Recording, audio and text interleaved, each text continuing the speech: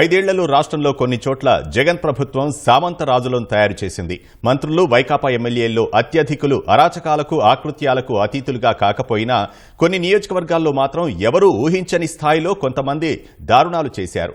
వాటినే నేర సామ్రాజ్యాలుగా మార్చుకొని విపక్ష నేతలు, సామాన్యుల నోళ్లు నొక్కేశారు.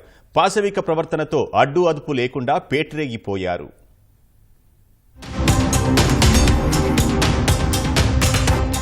అధికార మండతో 5 ఏళ్లుగా కొందరు మంత్రులు, ఎమ్మెల్యేలు తమ తమ నియోజకవర్గాలను నేర సామ్రాజ్యాలుగా మార్చుకున్నారు. పోలీసులు, ఇతర వ్యవస్థలను గుప్పిట్లో పెట్టుకుని ప్రతిపక్షాలను, బలహీనులను అణచివేశారు. పాశవికంగా హత్యలు, దాడులు చేయించారు. తమ అక్రమాలకు ఎదురు నిలిచినా ప్రశ్నించిన ప్రతిపక్ష నాయకులు, ఇతరులపై అక్రమ కేసులు పెట్టి జైళ్లకు పంపించారు. వారి ఆర్థిక మూలాలు దెబ్బతీశారు. ఆస్తులు దోచుకున్నారు. ప్రకృతి వనరులను చెరబట్టి 100 కోట్లకు పడగలెత్తారు. దోచుకున్న సొమ్మును వెదజల్లుతూ ఎన్నికల్లోనూ పేట్రేగిపోయారు. ప్రతిపక్షాల్ని భయపెట్టారు.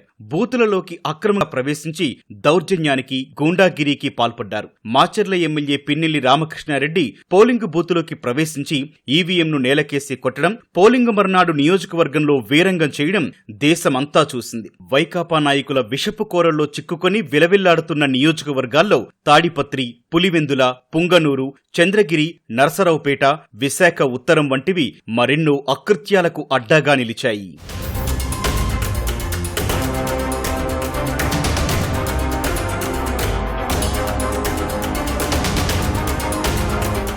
అనంతపురం జిల్లాలో కరడుగట్టిన ఫ్యాక్షనిస్టు ప్రాతినిధ్యం వహిస్తోన్న నియోజకవర్గంలో ఆయన అరాచకాలతో ప్రజలు 5 ఏళ్లుగా నరకం చవిచూశారు. ఏ రోజు నియోజకవర్గ అభివృద్ధిని పట్టించుకొని ఆ ప్రజాప్రతినిధి నిత్యం పగలు ప్రతీకారాలతో రగిలిపోయారు. పోలీసులను గుప్పిట్లో పెట్టుకుని తెదేపా నాయకులు, కార్యకర్తలపై తప్పుడు కేసులు పెట్టి అరెస్టు చేయించి చిత్రహింసలు పెట్టారు. ప్రజాప్రతినిధినని మరిచిపోయి వీధి రౌడీలా ప్రవర్తించారు. తన రాజకీయ ప్రత్యర్థి తెదేపా మాజీ ఎమ్మెల్యే ఇంటికి మారణాయుధాలతో వెళ్లి వీరంగం సృష్టించారు. తెదేపా సానుభూతి పరుల చీనీ తోటలను నరికేయించారు. మళ్లీ ఫ్యాక్షన్ మొదలెడతానంటూ బహిరంగంగానే ప్రకటించిన ఆయన ఈ 5 ఏళ్లు అలాగే అరాచకాలతో చెలరేగారు. ఆయన కుమారుడు కూడా ప్రజాప్రతినిధికేమీ తీసిపోరు. తండ్రి కొడుకులు కలిసే హింసాకాండ కొనసాగించారు. గతంలో అక్కడ పనిచేసిన ఒక డీఎస్పీని అడ్డుపెట్టుకుని తెదేపా నాయకులు, కార్యకర్తలపై అణచివేతకు పాల్పడ్డారు. నియోజకవర్గ కేంద్రమైన మున్సిపాలిటీకి చైర్మన్ గా తెదేపా నేత ఎన్నికవడాన్ని జీర్ణించుకోలేని ఆ ప్రజాప్రతినిధి చైర్మన్ కు సహకరించవద్దని అధికారులకు అల్టిమేటం జారీ చేశారు. తెదేపా నేత సొంత నిధులతో అభివృద్ధి పనులు చేస్తుంటే అడ్డుకున్నారు. ఆ ప్రజాప్రతినిధి అవినీతిని ప్రశ్నించినందుకు తెదేపా దళిత కౌన్సిలర్ ఇంటిపై దాడి చేశారు. ఈ నెల 13న పోలింగ్ సందర్భంగా ఆ ప్రజాప్రతినిధి మరోసారి వీరంగం సృష్టించారు. తెదేపా ఏజెంట్లపై దాడికి పాల్పడ్డారు. తెదేపా బీసీ నేత ఇంటికి వెళ్లి దాడి చేశారు. అనంతరం మున్సిపల్ చైర్మన్ ఇంటిపై రాళ్ల దాడికి పాల్పడ్డారు. తిరుపతిలో స్ట్రాంగ్ రూమ్లు పరిశీలించేందుకు ఈ నెల 14న వెళ్లిన చంద్రగిరి తెదేపా అభ్యర్థి పులివర్తి నానిపై భానుకుమార్ రెడ్డి, గణపతి రెడ్డి తదితరులు రాళ్లు, సమ్మిట, బీర్ బాటిళ్లతో దాడి చేసి హత్యాయత్నానికి పాల్పడటం తీవ్ర సంచలనం సృష్టించింది. వారంతా తిరుపతి జిల్లాలోని చంద్రగిరికి చెందిన ఒక ప్రజాప్రతినిధికి ముఖ్య అనుచరులు. సీఎం జగన్ అండ చూసుకుని ఈ 5 ఏళ్లలో ఆ ప్రజాప్రతినిధి ఎంతగా చెలరేగిపోయారో, ఎన్ని అరాచకాలకు పాల్పడ్డారో చెప్పడానికి ఇదో ఉదాహరణ. పోలీసుల్ని ప్రయోగించి ఈ 5 ఏళ్లలో ప్రత్యర్థి పార్టీలకు చెందిన వారిని నోరెత్తకుండా చేశారు. ప్రస్తుతం ఆయన ప్రాతినిధ్యం వహిస్తోన్న నియోజకవర్గంలో ఈ ఎన్నికల్లో ఆయన కుమారుడు పోటీ చేస్తుండగా ఆయన మరో జిల్లాలో లోక్సభ ఎన్నికల బరిలో ఉన్నారు. ఉగాది వేడుకల సందర్భంగా తాడేపల్లి ప్యాలెస్ లో సీఎం దంపతుల కోసం భారీ సెట్టింగ్లతో తాత్కాలిక గుడి కట్టడం వెనుక ఆ ప్రజాప్రతినిధి కృషి ఉంది. అలా వీర విధేయత కనబరుస్తూ సీఎంకు దగ్గరై ఆయన అండతో తన నియోజకవర్గాన్ని నేర సామ్రాజ్యంగా మార్చేశారు. తిరుపతి లోక్సభ ఉప ఎన్నికల్లోనూ, స్థానిక సంస్థల ఎన్నికల్లోనూ పెద్ద ఎత్తున దొంగ ఓట్లు వేయించారు. ఈసారి కుమారుణ్ణి గెలిపించేందుకు అన్ని అడ్డదారులు తొక్కారు. రౌడీ గ్యాంగ్లను పెంచి పోషించి వారితో తెదేపా నాయకులు, కార్యకర్తలపై దాడులు చేయించారు. శాసనసభ ఎన్నికలకు నామినేషన్లు వేసినప్పటి నుంచే నియోజకవర్గంలో తీవ్రస్థాయి ఉద్రిక్తతలు నెలకొన్నాయి. తిరుపతిలోని ఆర్డీఓ కార్యాలయం ఎదుటే వైకాపా మూకలు తెదేపా కార్యకర్తలపై రాళ్లదాడి చేశాయి. పోలింగ్ రోజున రామచంద్రాపురం మండలం బ్రాహ్మణ కాల్వలో వైకాపా అభ్యర్థి తన అనుచరులతో పోలింగ్ కేంద్రం వద్దకు వచ్చి తెదేపా నేతలను భయభ్రాంతులకు గురిచేశారు. పోలింగ్ తర్వాత మీ సంగతి చూస్తామంటూ బెదిరించారు.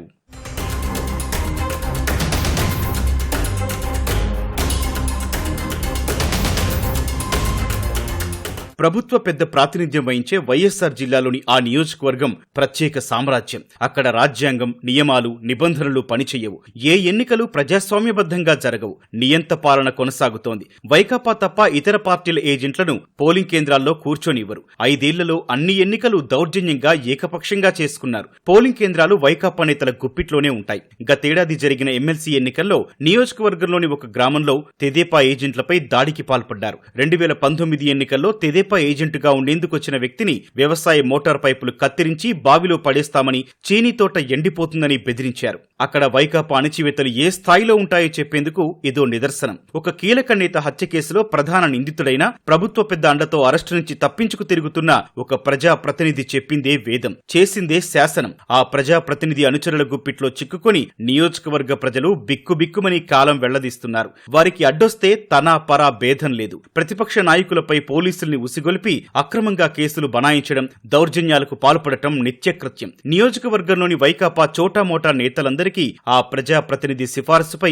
అప్పటి ఎస్పీ అన్బురాజన్ నిబంధనలకు విరుద్ధంగా గన్ లైసెన్సులు మంజూరు చేశారు. కొందరికి గన్మెన్లనిచ్చారు. టిఫిన్ సెంటర్ నడిపే ఒక వ్యక్తికి అలాగే లైసెన్స్ ఇస్తే నియోజకవర్గ కేంద్రం నడిబొడ్డున కాల్పులకు తెగబడి ఒకరిని చంపేశాడు. ఆ నియోజకవర్గంలో పోలీసులు ఐపీసీ సెక్షన్లకు బదులు వైసీపీ సెక్షన్లకే ప్రాధాన్యమిస్తారు. ప్రతి మండలానికి పార్టీ తరపున ఒకరు ఇన్ఛార్జిగా ఉంటారు. పోలీసులు వారి కనుసన్నల్లో పనిచేయాల్సిందే. ఈ 5 ఏళ్లలో నియోజకవర్గంలో అనేక హత్యలు, అణచివేతలు జరిగినా ఎవరూ నోరెత్తరు. 2022 సెప్టెంబర్ 19న పరమేశ్వర్ రెడ్డి అనే తెదేపా నేతను వైకాపా వర్గీయులు హతమార్చారు. కృష్ణయ్య అనే దళితుడిని వైకాపా నేతలు గ్రామం నుంచి బహిష్కరిస్తే పోలీసు రక్షణతో తిరిగొచ్చారని కక్షగట్టి నెల గడవక ముందే కిరాతకంగా హతమార్చారు.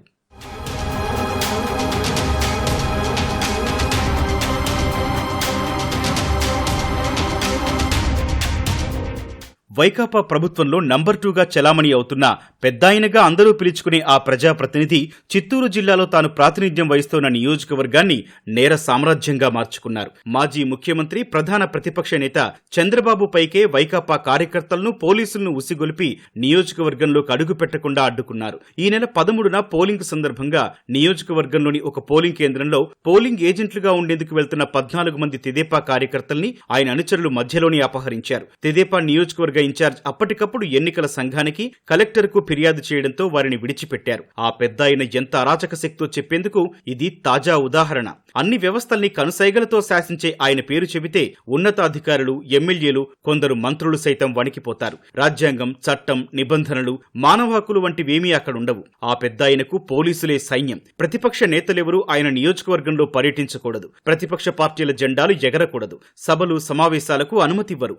వారి దాడులు చేయించి బాధితులపైనే కేసులు పెట్టిస్తారు. కొన్ని నెలల క్రితం సైకిల్ యాత్ర చేస్తూ కుప్పం వెళ్తున్న శ్రీకాకుళం జిల్లాకు చెందిన తెదేపా కార్యకర్తల దుస్తులు విప్పించిన అమానవీయ సంఘటన జరిగింది ఆయన సామ్రాజ్యంలోనే. స్థానిక సంస్థల ఎన్నికల్లో ప్రతిపక్షాల అభ్యర్థుల్ని నామినేషన్లు వేయకుండా అడ్డుకొని బీభత్సం సృష్టించారు. అధికారులపై ఒత్తిడి తెచ్చి నామినేషన్లు తిరస్కరింపజేశారు. రాష్ట్రంలో ఎక్కడా లేని విధంగా నియోజకవర్గంలో 3 పంచాయతీలు తప్ప అన్ని ఏకగ్రీవం చేసుకున్నారు. పెద్దాయన అనుచరుల ఇసుక దోపిడీపై గళమెత్తిన తెదేపా కార్యకర్త శివకుమార్ పై 2022 జూలైలో వైకాపా నాయకులు దాడి చేసి చేతులు విరగ్గొట్టి రోడ్డు పక్కన పడేశారు. రాజారెడ్డి అనే వ్యక్తి తెదేపాలో క్రియాశీలకంగా ఉండటాన్ని జీర్ణించుకోలేక 2022 ఏప్రిల్లో అపహరించి ఓ తోటలో బంధించి 2 కాళ్లు విరిచేశారు. సాగునీటి ప్రాజెక్టుల విధ్వంసంపై యుద్ధభేరీ కార్యక్రమంలో భాగంగా గతేడాది ఆగస్టు 4న కొరబలకోట మండలం అంగళ్లు నుంచి పోతల పట్టుకొస్తున్న తెదేపా అధినేత చంద్రబాబును పోలీసులు అడ్డుకున్నారు. అప్పుడు జరిగిన గొడవలకు సంబంధించి తెదేపా నేతలు, కార్యకర్తలు 600 మందిపై కేసులు పెట్టారు.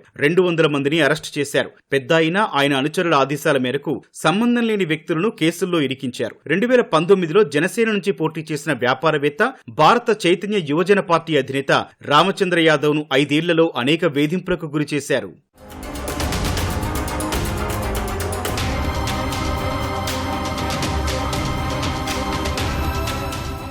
పల్నాడు జిల్లాలోని ఆ నియోజకవర్గం మాచర్లకేమీ తీసిపోదు. దానికి 10 ఏళ్లుగా ప్రాతినిధ్యం వహిస్తోన్న ప్రజాప్రతినిధి వృత్తిరీత్యా వైద్యుడు. ఉన్నత విద్యావంతునని మర్చిపోయి ఈ ఎన్నికల్లో ఆయన వీధి రౌడీలా ప్రవర్తించారు. పోలింగ్ రోజున అనుచరులను రెచ్చగొట్టి బీభత్సం సృష్టించారు. తెదేపా కార్యకర్తలపై దాడులు కుసిగొలిపారు. పట్టణంలోని మున్సిపల్ హైస్కూల్ బూత్ వద్ద ఆ ప్రజాప్రతినిధి తన కారులో 10 మందికి పైగా అనుచరులను వెంటేసుకుని కర్రలతో వీరంగం చేస్తూ అందరినీ భయభ్రాంతులకు గురిచేశారు. సాయంత్రం 200 మందికి పైగా కార్యకర్తలకు కర్రలు సరఫరా చేశారు. గుంటూరు రోడ్డులోని తన ఆసుపత్రి వద్ద ఆయన కారుపై నిలబడి ఉండగా అనుచరులు కర్రలను పైకి చూపిస్తూ రౌడీయిజం ప్రదర్శించారు. ఆ ప్రజాప్రతినిధి మీసం మేలేస్తూ కార్యకర్తలను రెచ్చగొట్టారు. ఈ 5 ఏళ్లలో ఆయన నియోజకవర్గాన్ని పీల్చి పిప్పి చేశారు. రౌడీ మూకలు అరాచక శక్తులకు అడ్డాగా మార్చేశారు. ప్రశాంతతకు మారుపేరైన విశాఖ జిల్లాలోని ఆ నియోజకవర్గంలో ఈ 5 ఏళ్లలో అరాచక శక్తులు పేట్రేగిపోయాయి. గత ఎన్నికల్లో పోటీ చేసి ఓడిపోయిన ఆ పార్టీ నాయకుడు ప్రభుత్వ పెద్దల అండతో నియోజకవర్గాన్ని అక్రమాలకు అడ్డాగా మార్చేశారు. రౌడీయిజం, స్థిరాస్తి దందాలు, అక్రమ వ్యాపారాలు, బెదిరింపులు, అణచివేతల్లో ఆ నాయకుడి ప్రతిభను గుర్తించి ఈ ఎన్నికల్లోనూ పార్టీ ఆయనకే టికెట్ ఇచ్చింది. ప్రతిపక్ష నాయకులు, కార్యకర్తలపై దాడులకు తెగబడుతూ అధికారులను బెదిరిస్తూ ఆయన చేసిన దాష్టీకాలు అన్నీ ఇన్ని కావు. ఆయన నామినేషన్ వేసిన రోజు రౌడీ గ్యాంగులను, అరాచక శక్తుల్ని వెంటేసుకుని హల్చల్ చేశారు. రిటర్నింగ్ అధికారి గదిలోకి 10ల సంఖ్యలో అనుచరుల్ని వెంటేసుకుని వెళ్లారు. పోలీసులు ఎంత చెప్పినా లెక్క చేయలేదు. ఆయన వెంట ఉన్న రౌడీలు పోలీసులపై దురుసుగా ప్రవర్తించారు. నామినేషన్ పత్రాల సమర్పణ సమయంలో 100 మీటర్ల వెలుపలే అంతా ఉండిపోవాలి. ఇక్కడ మాత్రం భారీ ఊరేగింపు, చప్పుళ్లతో కార్యాలయం సమీపం వరకు చేరుకున్నారు. పోలింగ్ రోజు అక్కయ్యపాలెంలోని కాలనీతో పాటు అనేక చోట్ల ఆ నాయకుడి అనుచరులు కవ్వింపు చర్యలు, వాగ్వాదాలకు దిగారు.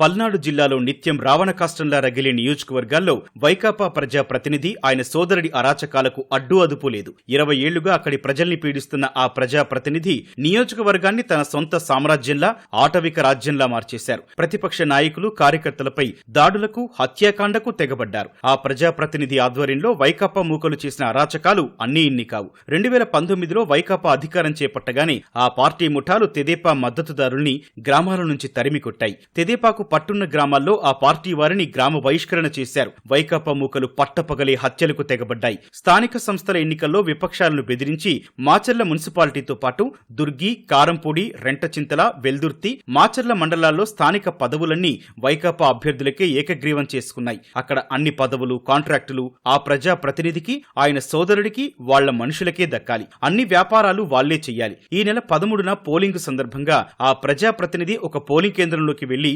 ఈవీఎంను నేలకేసి కొట్టారంటే ఎంత కండకావరమో అర్థమవుతోంది. పోలింగ్ సందర్భంగా హింసాకాండకు పాల్పడి సీఐని కూడా కొట్టినందుకు ఆ ప్రజా ప్రతినిధిపై సెక్షన్ 307 కింద హత్యాయత్న కేసు నమోదైనా పోలీసులు ఇప్పటికీ ఆయన్ను పట్టుకోకుండా డ్రామాలు పండిస్తున్నారంటే పోలీసు యంత్రాంగం ఏ స్థాయిలో సాయపడుతుందో అర్థమవుతోంది.